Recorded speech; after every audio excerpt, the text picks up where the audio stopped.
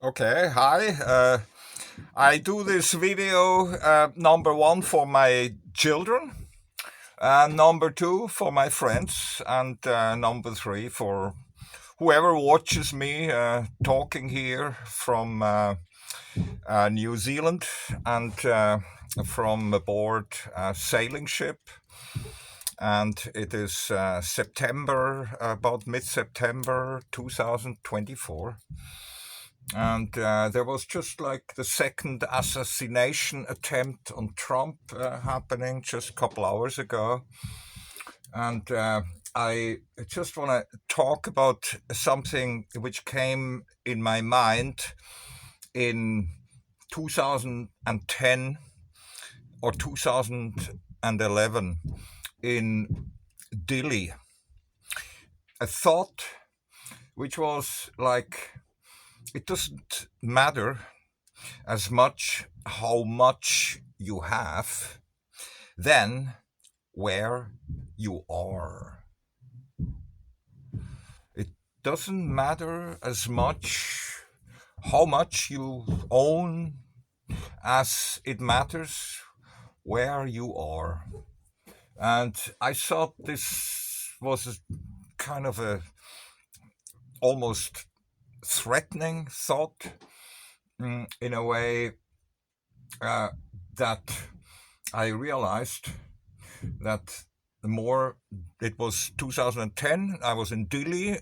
Dili, shortly about Dili, maybe people don't know that Dili is a capital of a country of which we hear almost nothing, which is the capital of East Timor, which is a country which is on the east part of the huge island of Timor, which is Indonesia. The other part is Indonesia. And I was traveling by sailing boat, and I came from New Zealand, and I was in my over my second year already, and I was forced to put on the handbrake and stop for 6 months. Just like stop, no more sailing. Too late in the season, winds have turned, monsoon started. You can't go further to Bali, where I initially wanted to be to spend the monsoon season, but I got too late and got stuck in a very interesting place, East Timor. And now East Timor just was still in the process of licking its wounds it had from a ferocious war with Indonesia, which it battled for dozens of years to finally, I don't remember exactly which year it was, but it was not, it was some years, let's say like this, some years, it was after the self-liberation of the people of East Timor, which took them very long, and they lost. It is the war where they had the highest civil death toll of all wars in the 20th century, besides Cambodia. Only Cambodia was more bloody than the war in East Timor. And now I spent 6 months there. I was anchored right in front of the parliament.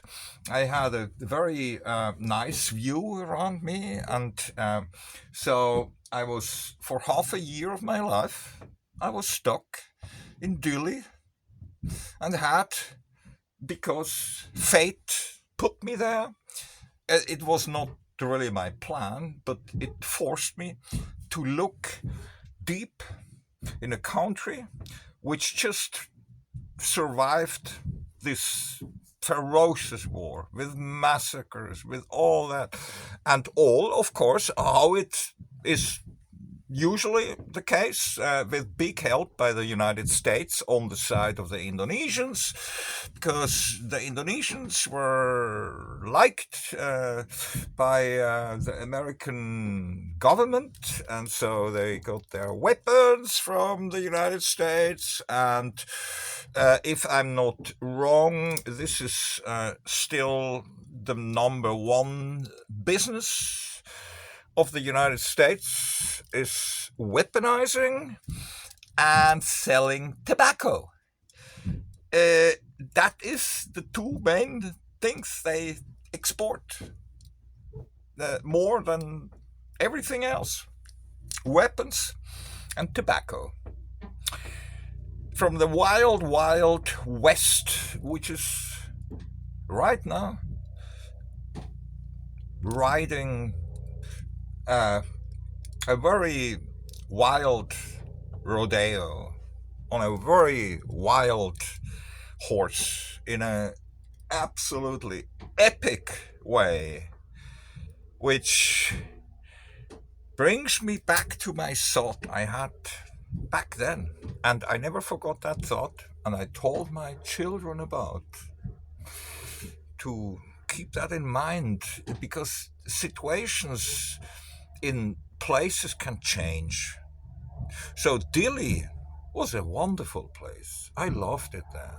The people were the nicest people. It can't be nicer than the average people in Dili, because I never went beyond Dili. I did not even travel around in East Timor. I concentrated full on one city and took it with my camera and with my writing. I took it under my observation and wrote a very interesting story there, by the way, in German, called Reisen in Zeiten der Auflösung, which in English, it sounds maybe not as elegant in English. It means traveling in the times of dissolution, where dissolvement, in the time of kind of dissolvement, because in German it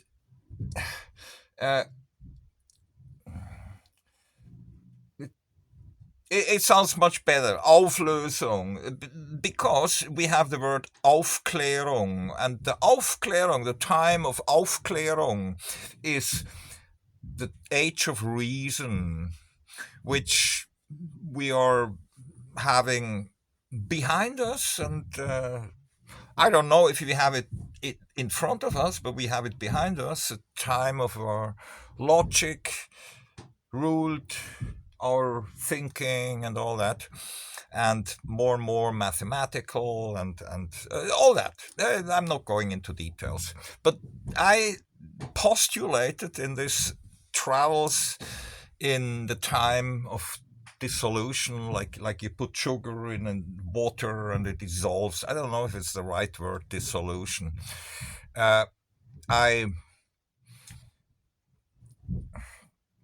Well, whatever. It was a very, very interesting time I had at a beautiful place which had been war zone for dozens of years with massacres. I walked past massacre sites. I walked past houses which had holes in the walls from the shooting, ruins. The Indonesians went completely berserk. They destroyed something like half of the houses of Dili in the last attempts before they kind of were forced. Fortunately, I think it was the UN. I don't want to go in details how it happened that in the meantime they are their liberated, free country. They did it. They came out at the other end of the hotel and they became the nicest people you can think of. Dirt poor, with a promenade along the ocean, which is a beautiful promenade where you can walk for something like kilometers along the coastline of Dili. And they have every 50 meters is a water vendor selling in little plastic bottles drinking water. So now you walk this whole promenade of a city which got so much help from the UN and from probably the EU and like all kinds of, they get money, like shitloads of money. They have not one water fountain along kilometers because it's a very, very long, it's a beautiful, it's a park, it's happy people, children playing, fiesta, and everyone is drinking bottled water. And so what happens is that all these plastic bottles end up in the ocean. And leading to the situation, which was very practical for me, that it covered the beach completely. I mean, it's not you walked on bottles. It was kind of like here, it's bubbles. It's no more beach. You walked on bubbles, so it had this nice effect that my dinghy didn't get hurt when I pulled it up the shore because I pulled it over empty water bottles. So it was kind of nice. It had crocodiles. I have waited for maybe an hour for a crocodile to leave, laying just next to my dinghy. You know, I have pictures of that. It's crocodile country. It means it is dangerous. There's a dangerous nature around. And so people are very kind of like, let people live in dangerous places. They are super infested by crocodiles, especially the south coast. It's like weekly people are getting killed by crocodiles.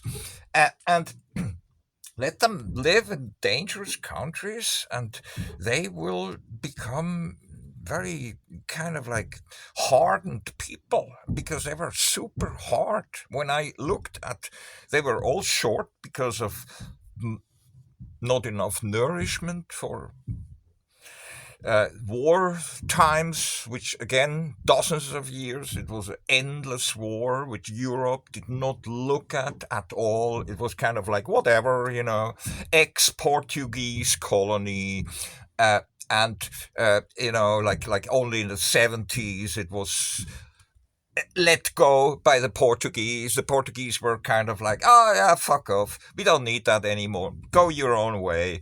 And they very much hurt a very distinct people because they are distinct people. They are not Indonesians, they are Timorese and even East Timorese, which means they are quite Melanesian looking, dark skinned and curly hair. And okay, so but I'm going away from this thought that be smart.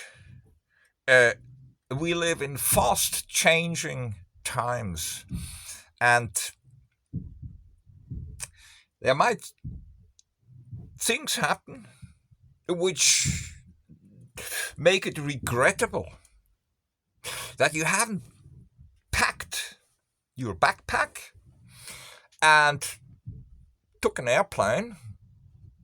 We have airplanes, they are dirt cheap, everyone can go, and fucked off from being too close to some really, really dangerous fires, which is the Ukraine fire and which is the Gaza fire. And on top of that, there are lots of other fires. So there are lots of places where maybe the people don't consciously realize that, but subconsciously it's clear. It's not a matter of how much they own. All the kind of rich people from the Gaza Strip, I mean, good luck. They are prisoners which get massacred,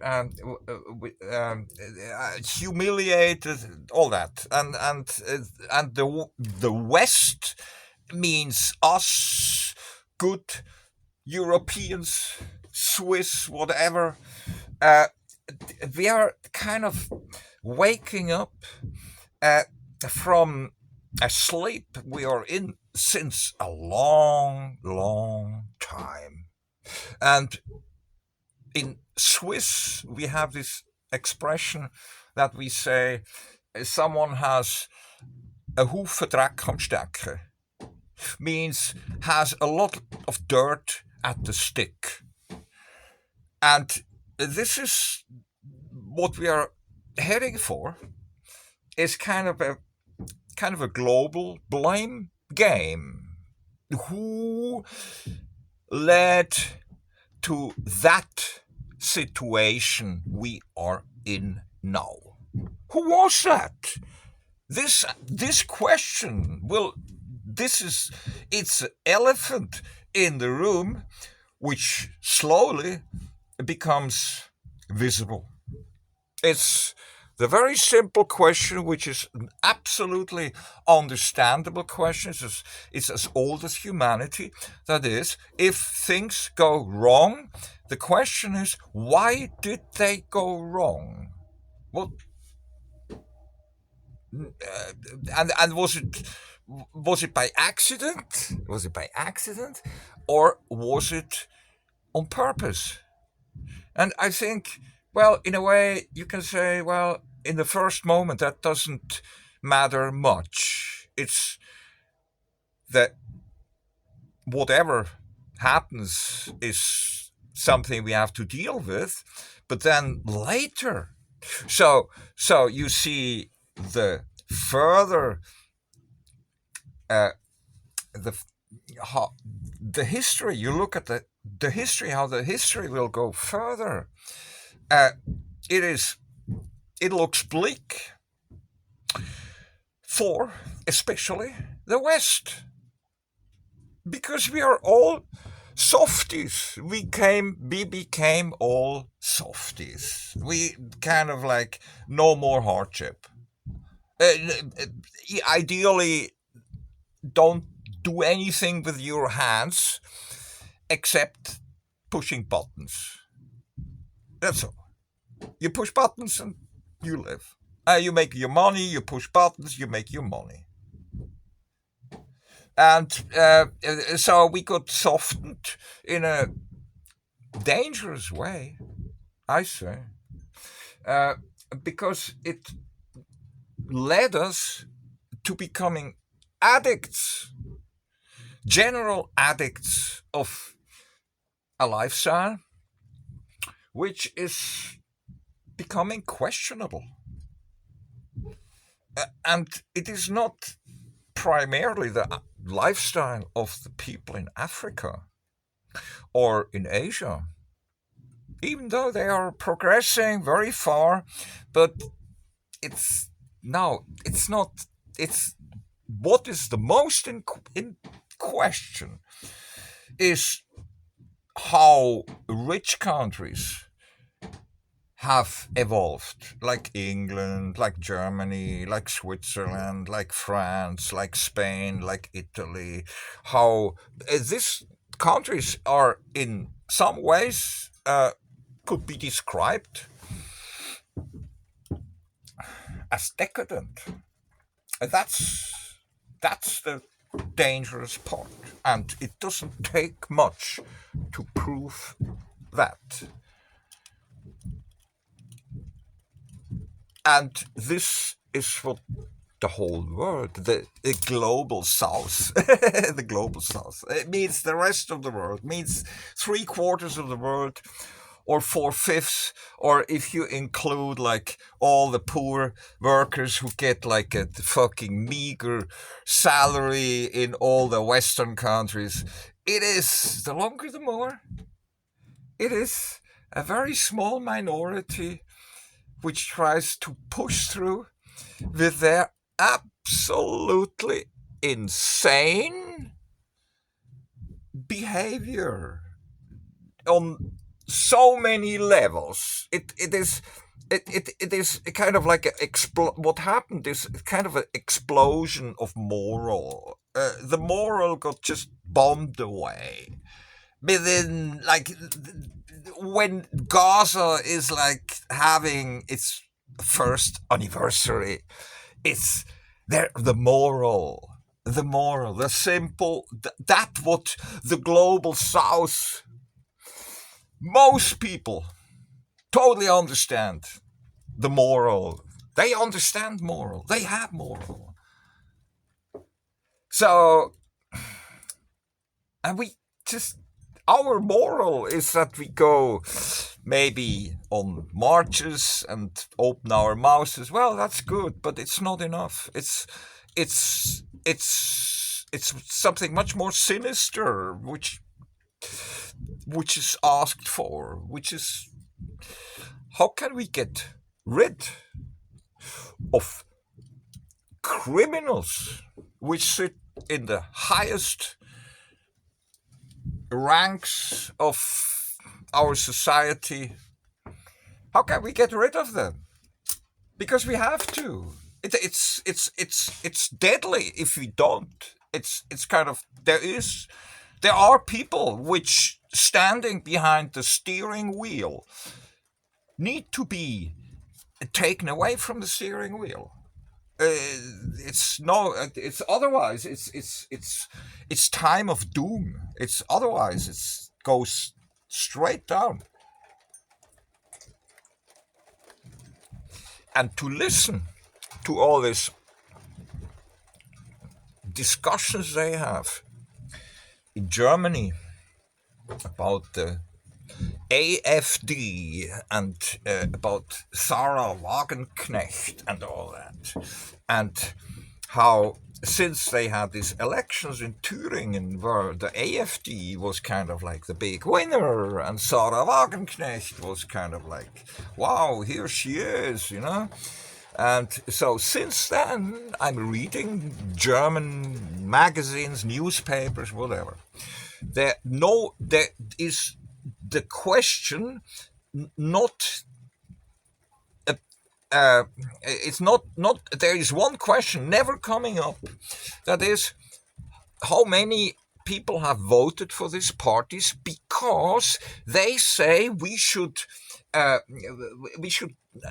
a how you call that, like a peace agreement with Putin. They say, look, there is no other way. We have to talk with this guy. We cannot keep on going that war. It's okay. So, in fact, this Nazi people or far left or whatever, these extremists which have nothing, don't listen to them. They are they are after peace. Wow, interesting, isn't that? And then, but the Germans having a skin which is thinner than like Luftpostpapier, airmail paper, are immediately trying to crush something which many people in Germany are just done with. They are done with fucking war hawks.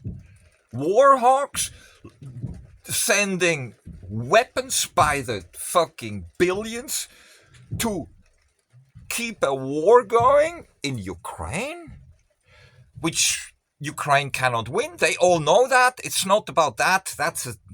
Okay. And then to the Israelis, so that can keep on killing people. The Germans, the people who did like fucking kill millions of Jews, and now they are kind of, oh, sorry, yeah, I understand that you have to kill now, that you have to do what we did. Isn't that fucking absolutely schweinisch? I mean, piggish, sorry. And uh, so we are kind of shackled at the hip, or whatever. We are bound, uh, morally bound, supposedly, to have full understanding with Israel and with Zelensky, the ex-prime minister of the Ukraine, because he's no more. He is not elected anymore. So, and this is what the global West and the global North do.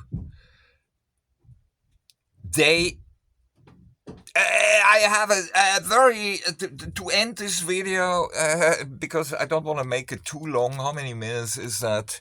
Oh, 25 minutes. Yeah, that's okay. I think I have something to say.